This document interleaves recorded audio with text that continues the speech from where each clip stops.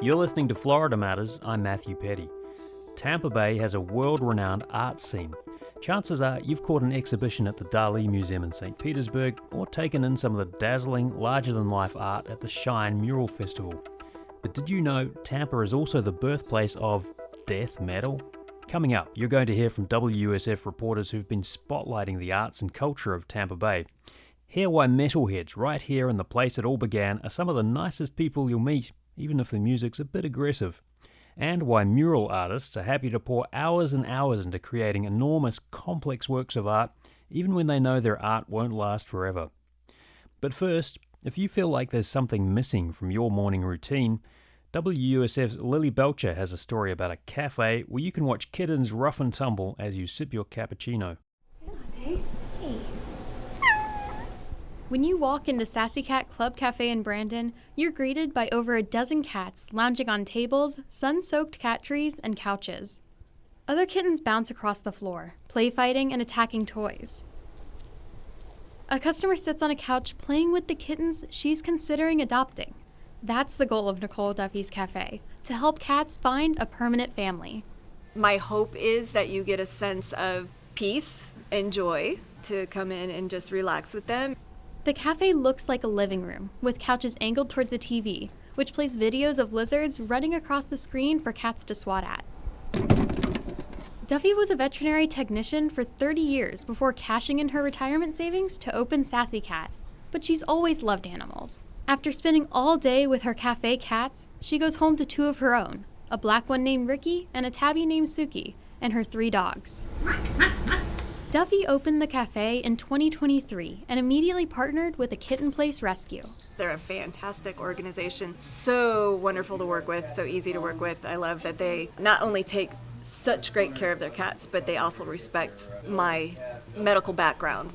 Michelle Bass is the co-founder of A Kitten Place. She says the partnership benefits both her rescue and Duffy's cafe. It's a labor of love for her, it's a business, but for us, it's perfect because we are able to feature our cats that are adoptable.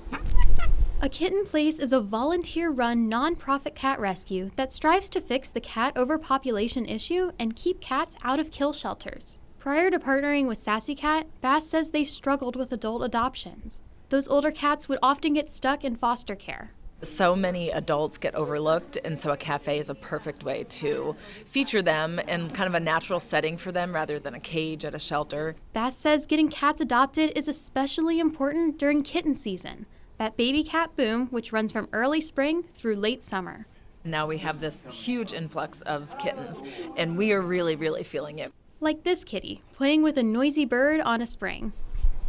Since the cafe opened 2 years ago, customers have come in, fallen in love with a cat, and adopted it through A Kitten Place, 268 times and counting. But sitting with a small gray cat in her lap, Duffy says it's not always easy to give them up. The longer I'm here, the more I'm able to accept letting them go. They do bond, like Peyton here, who chooses me. Come here being lazy. You're being lazy. The cafe gets anywhere from 10 to 50 customers a week, but Duffy only lets 12 guests in at one time so the cats don't get overwhelmed. Victoria Del Real stopped by looking for another pet to bring home. Well, we're interested in getting another one because if you have one cat, you have to have 3. It was her first visit to Sassy Cat Club Cafe. It's nice. This place is very calm, cool, collected, and there's just so many different types of cats here. You get to see a lot of personalities. And Duffy says even if you're not looking to adopt a cat, you should drop by. If, you're having a bad day and you want to just get some kitten cuddle time, to just come in and watch them, it just is hopefully a relaxing atmosphere for you to enjoy. Lily Belcher, WUSF 89.7 News. Well, Lily Belcher is here to talk more about the Sassy Cat Club Cafe. Lily, thank you so much for joining us. Yeah, thank you. All right, so what does this cat cafe look like, and I guess more importantly, how does it sound when you go in there? So I walk into the Sassy Cat Club Cafe out in Brandon, and I'm greeted by just dozens of cats, and they were lounging around. They've got these cat trees, they've got couches, tables. They've actually, my favorite part was all these little shelves that the cats could run up. It was essentially like little staircases going all the way. And so not only am I watching my steps so that I don't walk over a cat, but I'm also looking up at me, and I've got a cat just looking down, meowing at me, wondering what I'm doing. And I'm greeted by Nicole Duffy, and she's the owner of this cafe. And one of the things that she wanted to do was find a way for these cats to get adopted. And she's introducing herself and also these cats to guests who can come up and, find a cat that they connect with and potentially adopt it. It's maybe a silly question, but are people going there for actual coffee as well? So there is coffee there, yes. But, people are going there if they're interested in getting a cat. They go there, but also if they're not interested in getting a cat. And that's what I love about it, is because maybe you're in a small apartment and you've never had the opportunity to have a cat that, you can't have one at your apartment, or maybe somebody in your family is allergic. If you like cats, this is a place where you can go just to hang out with them. It's not just to get them adopted. And that was another really cool part about her business. Nicole Duffy, the owner of the Cat Cafe, she's a former vet tech. What made her want to open this place? She's always loved animals, and she eventually got tired of being a vet tech, and she still wanted to be around animals. She still wanted to help animals. And it was just a dream that she made happen. She partnered with a local cat rescue. It's called a Kitten Place, and they're a nonprofit cat rescue that gives these cats the opportunity to find a home in a unique way, instead of just going to a shelter and picking out one that's sitting around in a cage. So is it like a day trip for the cats? Like, are they at night when the cafe closes, they go back to the shelter? So all the cats who are in the cafe live there until they're adopted, and they sleep there overnight. Duffy comes in the morning to wake them up and say good morning and feed them, and she closes them up at night, and they live in this little cafe. And the ones that she does get from the rescue, depending on what animals they need. Sometimes there's an old cat who's really not doing well at the rescue. They're not getting adopted there. They're not seeing people as often. They give them to this cafe, and that cafe gives them a new home. It's a little bit more comfortable, and it also gives them a new group of people to see. Right, bit of a PR boost for the cat. How do they make sure that how do they know the cats aren't going to fight with each other or get rambunctious? They watch it. They can see, and it's kind of trial and error. They can kind of see which cats are getting along. Cats will play fight, and they had this group of kittens come in, and they were just tumbling around on the floor play fighting. When I was there, I didn't see any that weren't getting along, and I'm sure that they know the personalities of the cats and the ones that they're having come in, and so they watch, and if it's not working out, I'm sure that they deal with that depending on what they are seeing. And were you able to chat with some of the customers? Did you get a sense of they're there to adopt, or they're there just to hang out because they like cats? Yeah, I actually talked to one lady who was there just on her lunch break, and she was there because she likes cats, but they're thinking about adopting. And my favorite quote from her is that if you have one cat, you have to have three. And she's got her one cat, and so she's looking for that second and third. And so it was really great to see that, it's something that she stopped in to do casually. She likes cats. She wanted to go there just on her lunch break. But also, maybe now she's considering getting one of them. And that was a really cool thing that you saw both sides of this cafe, is that they want to make this just something that you can stop by casually, but also it gives these cats a way to find a home. Well, Lily Belcher with WUSF. You can find her reporting and see photos of the Sassy Cat Club Cafe on WUSF.org. Thank you so much for sharing your insights. Appreciate it. Thank you. Walk around the streets of St. Petersburg and you'll see murals, lots of them. Visit St. Pete Clearwater says more than 600 adorn walls throughout the city. A new gallery exhibition mashes up murals with another icon of the city's art scene, the museum devoted to surrealist artist Salvador Dali. WUSF's Giles Wantuck has the details. All right, so Sue, you visited this mural exhibition. It's called Outside In, New Murals Inspired by Dali. It's at the Dali Museum in St. Petersburg, and it's art on a big scale. And I just want to play a little bit of sound from Naomi Haviland, one of the artists, explaining the work she created. Growing up, coming to this museum, I was always really inspired by his optical illusions, the way it's sort of like a little magic trick. And so I'm always trying to do that, put some little magic trick into my art to impress people. So I wanted to do a little magic trick too. So I did the anamorphic piece that should look 3D when you when you view it through a lens from the footprints. At first I wanted a lobster grabbing people, but I couldn't work that out. So then I was like, okay, I'll have him grabbing the person and he's coming out of a lobster. It was just, I don't know. It's just what I was able to work out in the design, but I hope people have fun with it. Okay, so this is one of the artworks. I mean, this is pretty amazing stuff to look at. You walked through it. What's it like? What does it look like? Well, at the time I was there with our Daylina Miller, the artists were scrambling to get all their murals together, finished, before opening day. And so you could hear the lift in the background there. Most of them were almost complete, except one that had like these Indian goddesses, which was really cool. And I'll tell you more about that too. So what they did is they invited all these artists from Shine, the mural festival that's been going on for 10 years in St. Petersburg, to come back. And at least 4 of them are co-founders of the Shine Mural Festival. And so the one directive they gave was it has to be inspired by Dali the man, Dali the artist, or the museum, the architecture of the museum itself. But they had unlimited access to these different artworks so they could get their inspiration, run downstairs, look at the art that they were inspired by, and come back up and do their work. And these things are so different in the style and the colors. They really pop. It's just amazing. And they're massive too, like you said. We heard a little bit of the kind of the commotion of these works being created. And you can see those photos too on WUSF.org. But just give us a glimpse into that creative process, because they're creating works of art that are up to 18 feet tall, 60 feet wide. It's basically like painting the side of a 2-story house. This is a big undertaking. How do they do it? I think they had a vision for what they wanted to do. Basque, who is one of the co-founders of the Shine exhibition, he wanted to pay tribute to the Morse family. It was their collection on which this museum was founded in the early 1980s. And then Pale Horse, also one of the co-founders of Shine, he wanted to pay tribute to Gala, Dali's wife, because he said without her, he would have never gotten off the ground. You know, people might have just thought he was insane. But he did these 3 Indian goddesses, I mean, really powerful goddesses to represent Gala and her inspiration and the driving force really behind Dali.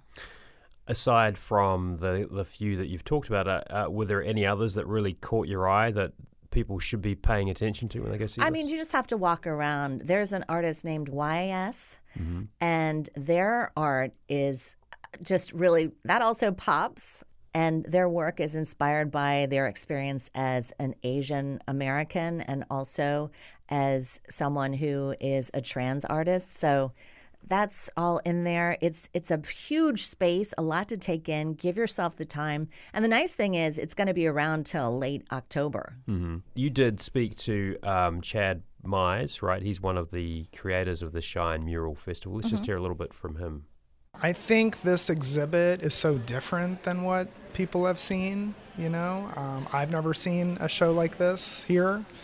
I think it's going to be hard to top it because it's so epic. And the fact that it's so local-centric, too. Half of the artists are local.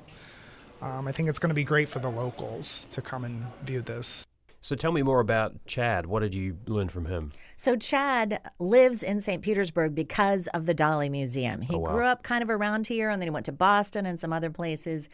And he said it was kind of sleepy back then when he settled here, but that was one of the reasons. And he went to the Dali, the old Dali Museum, kind of a warehouse-style building back in the day when he was in 10th grade. And he still had his sketchbook from that time.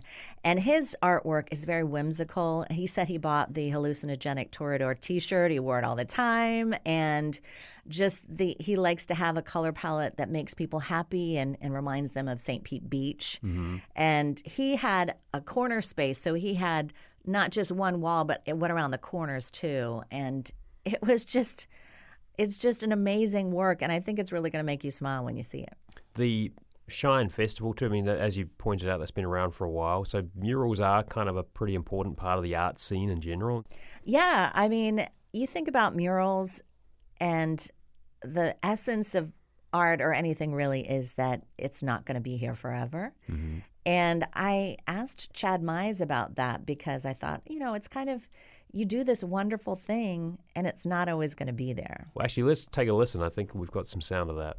We know we could paint one day and then the next day the building could be torn down or it could be graffitied or... So I think, coming into this, all these artists do murals, and so they know that that's what murals are. It's temporary work. So it's kind of like this notion of, what is it, like the mandala art, the sand art that gets blown away? Maybe not quite to that extent, but there is, as you point out, something ephemeral about these beautiful works that aren't going to be there forever. Yes, but it's so interesting to me how inspired these artists were. I probably shouldn't say, but one of my personal favorites by Dali was a work that he painted in 1926 called Girl's Back or something like that. And it's these ringlets coming down this girl's back. It was his sister. And Fintan McGee, who is from Brisbane, Australia, was inspired by that work. And so he has his take on that particular work also in the thing. And what they did was, in this exhibition, they tried to separate styles and colors. And there's also an artist from Catalonia, which is where Dali is from. So, oh, wow. Yeah, all over the world and also from around here. Like Chad said, I've never seen anything like this anywhere. And it's one thing to see a picture, but to be there and to just be made to feel like a little ant because you're so tiny next to these giant walls, and to see what they chose to incorporate in their artwork is just wonderful. Well, Sue, thank you so much for your insights. Really appreciate it. Thank you, Matt. And you can see photos from Sue's reporting trip to the Outside In exhibit on WUSF.org. WUSF's Dalina Miller took the photos. You're going to hear from them next. What better way to honour a legendary Tampa death metal recording studio with a historic marker made of metal? Stay tuned.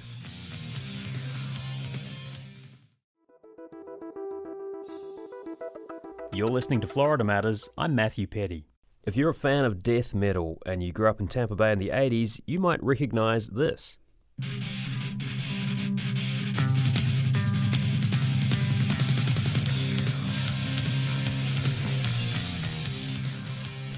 Well, that's a track called Scream Murder by Tarpon Springs band Savatage. It's from their debut album Sirens, recorded right here in Tampa and released in 1983. In fact, the recording studio where this album was made is such a big part of this genre of music, death metal, that it got its own historic marker.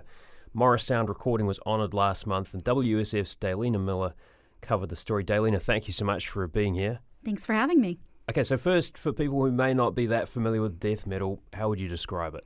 So it's aggressive, it's frantic, it's a lot of instrumentals that are all sort of competing with one another, and the lyrics tend to be sort of macabre, sort of morbid. Mm-hmm.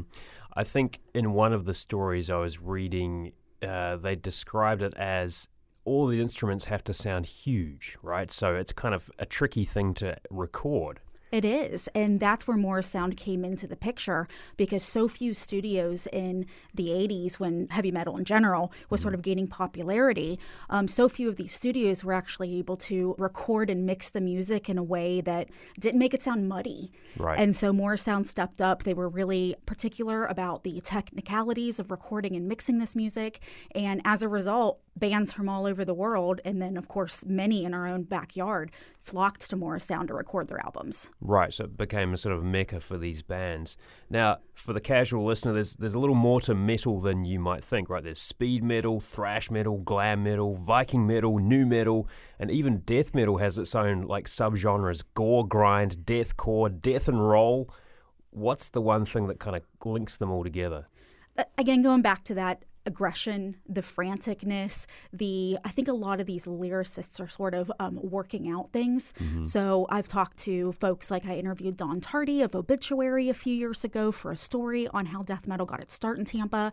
And, he mentioned that a lot of these bands are, they're working through things, right? Like they're people just like us. So they might be working through traumas. They might be working through the daily grind of going to work every day and, trying to pay your bills. And they sort of all funnel it together into something that's sort of intentionally over the top, designed to sort of shock people. Tom and Jim Morris of Morris Sound Recording told me that death metal is a lot like the musical equivalent of like a haunted house with jump scares. Mm-hmm. There's a bit of humor too, right? I mean, and that may be something a bit surprising to people who aren't really listeners of death metal. Absolutely. It doesn't take itself too seriously, which is really key, because otherwise it's just depressing. Mm-hmm.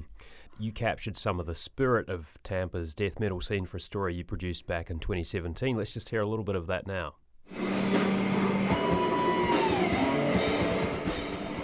the guitarist and drummer for the death metal band that calls themselves Grave Ascension, throws themselves into the frenzied beats. The crowd is loving it.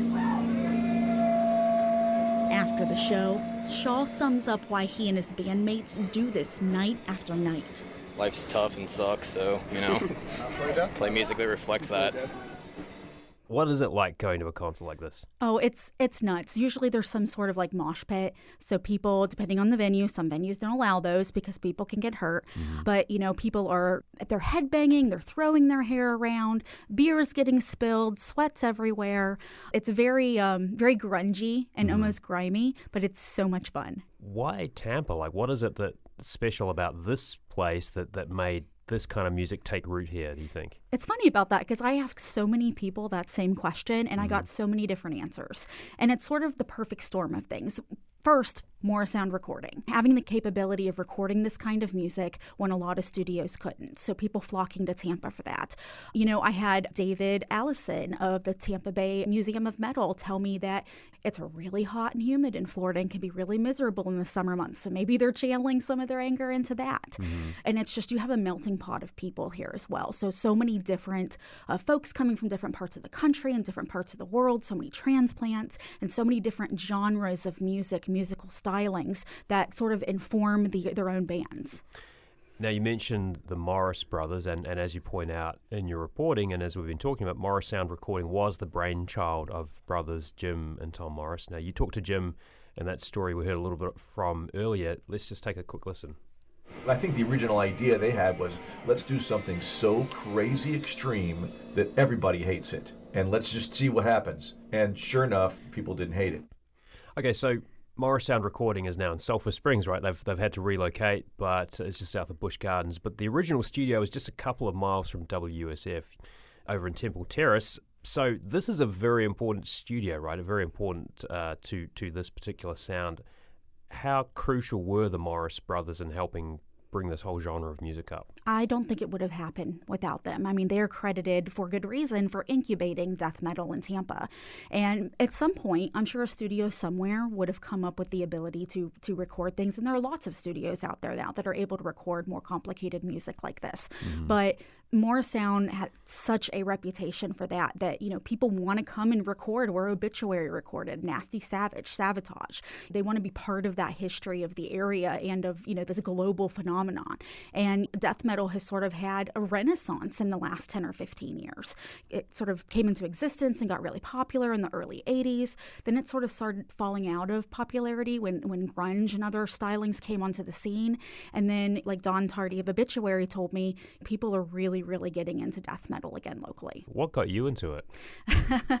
I was a goth teenager, and I loved music that made my parents angry. And was an angsty teenager, like like many folks. But I also really appreciated like the tongue-in-cheek irreverence of metal and death metal in particular. And so I listened to local death metal bands, but also metal bands that aren't quite death metal, but like Cradle of Filth and things of that nature. And then when I got to USF as a college student, I joined the Heavy Metal Enthusiasts Club. And the camaraderie and the community was a big part of what kept me. I love the music. I love listening to the music. It helped me work out some of my own things personally. But the community of people, they're just, despite the piercings and the tattoos and the crazy hair colors and the leather and the spikes, I mean, metalheads are some of the nicest people you'll ever meet. Now, you mentioned David Allison a moment ago. He's the curator of the Tampa Bay Museum of Metal, and he did talk to you for that story about the history of Morris Sound. Let's just take a quick listen. I hung out at Morris Sound many years ago in the late 80s and 90s when bands were coming through to record from all over the world, and sometimes I was referred to as a Morris Sound rat. And there was a few of us, and we would take the bands that were recording, give the engineers a break, and take the bands out on the town because they wanted to see Tampa. He talks about the history of metal in the area. Tell me a little more about this museum, though. What can you see if you go there? Yeah, so it's a pop-up museum, happens at different locations throughout the Tampa Bay area, most recently at Magnanimous Brewing in Tampa.